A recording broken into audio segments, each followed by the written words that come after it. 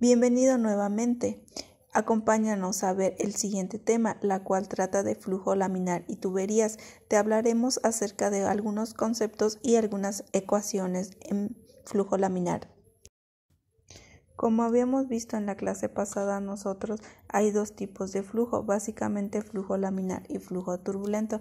En cuanto al flujo laminar, se consideran valores menores a 2300 Reynolds. Nosotros habíamos visto que el flujo laminar obviamente tiene ciertas condiciones, y es que las líneas, las partículas o líneas de flujo no se cruzan entre sí, es decir que básicamente es flujo el cual las líneas de flujo son paralelos, una línea no se cruza con otra. Básicamente es la condición para el flujo laminar.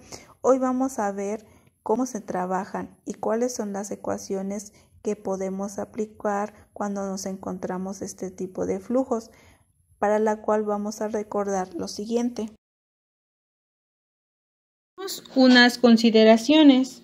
Cada partícula se mueve a una velocidad constante axial a lo largo de una línea de estiramiento.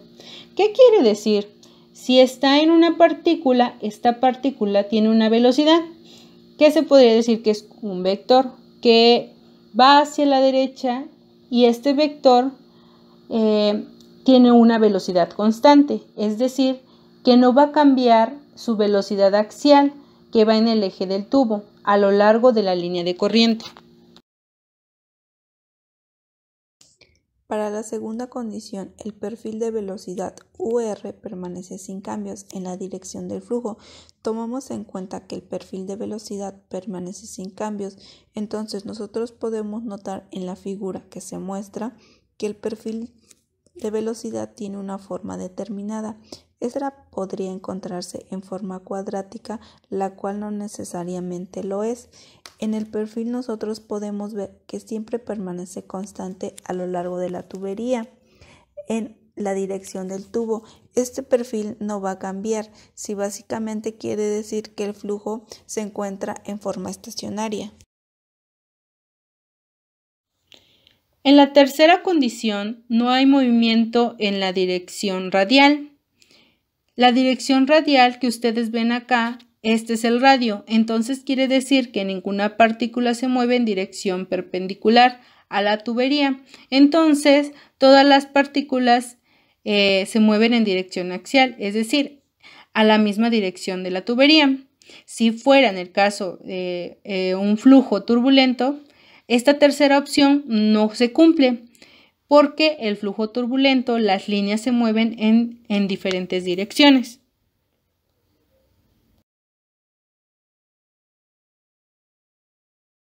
A continuación se verá en la siguiente figura, nos muestra lo que es el paso del fluido a cierta dirección, en donde tenemos que la parte de DR y DX es el paso de este fluido, y en la figura de abajo podemos notar que ésta se encuentra en una tercera dimensión, la cual nos muestra que es un cilindro, y cada una de las partículas tiene una misma velocidad y una misma distancia radial determinada.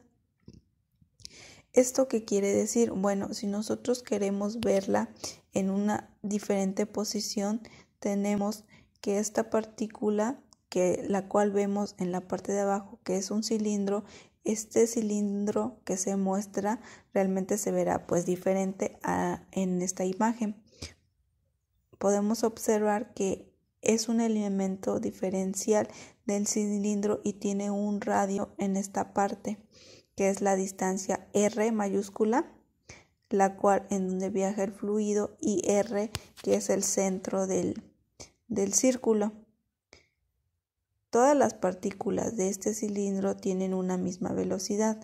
Ahora, si lo vemos de frente, que es en la que se muestra en la figura más grande, en la parte de enfrente, podemos observar que este cilindro y estas partículas se mueven a la misma velocidad.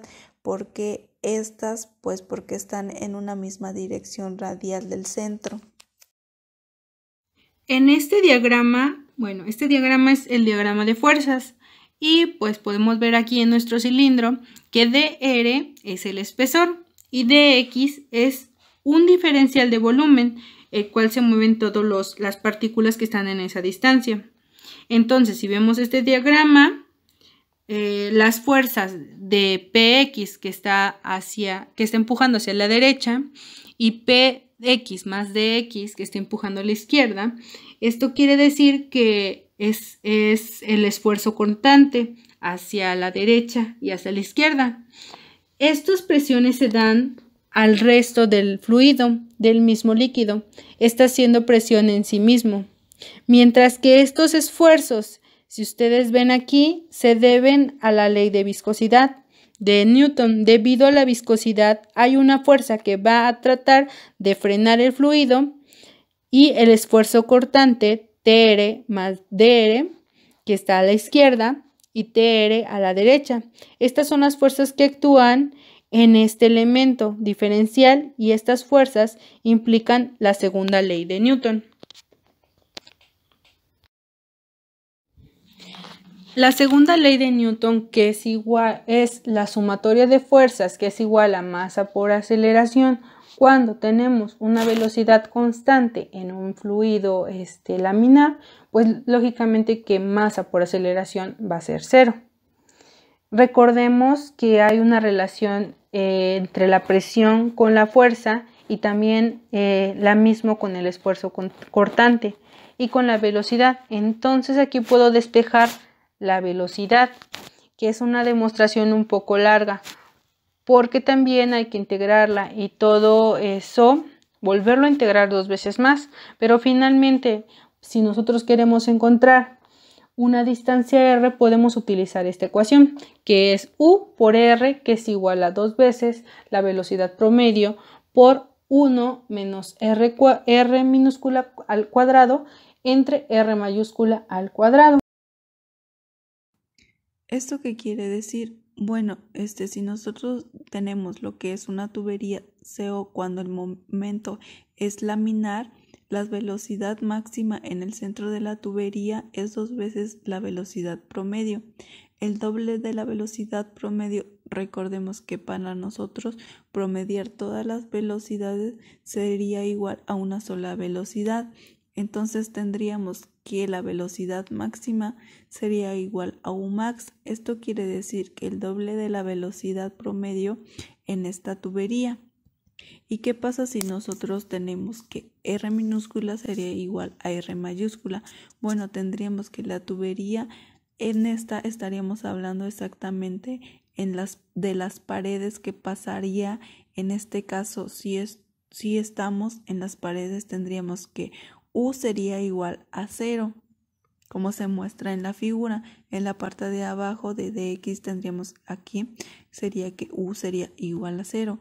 Entonces tendríamos, para nuestra ecuación, quedaría como U, la cual multiplica a R, sería igual a 2 veces la velocidad promedio, que a su vez multiplica a 1 menos R cuadrada minúscula sobre R cuadrada mayúscula. Ya sabemos que esta es la ecuación que vamos a utilizar. Si ustedes se dan cuenta, el perfil, como tiene 2 grados, es cuadrático. Esto puede ser si el flujo laminar, si no es flujo laminar, no se puede tener esta manera cuadrática. Muchas gracias por habernos acompañado. Esperemos te haya quedado claro la resolución de estos problemas. Posteriormente, en los siguientes videos te presentaremos más problemas en cuanto a flujo laminar y flujo turbulento.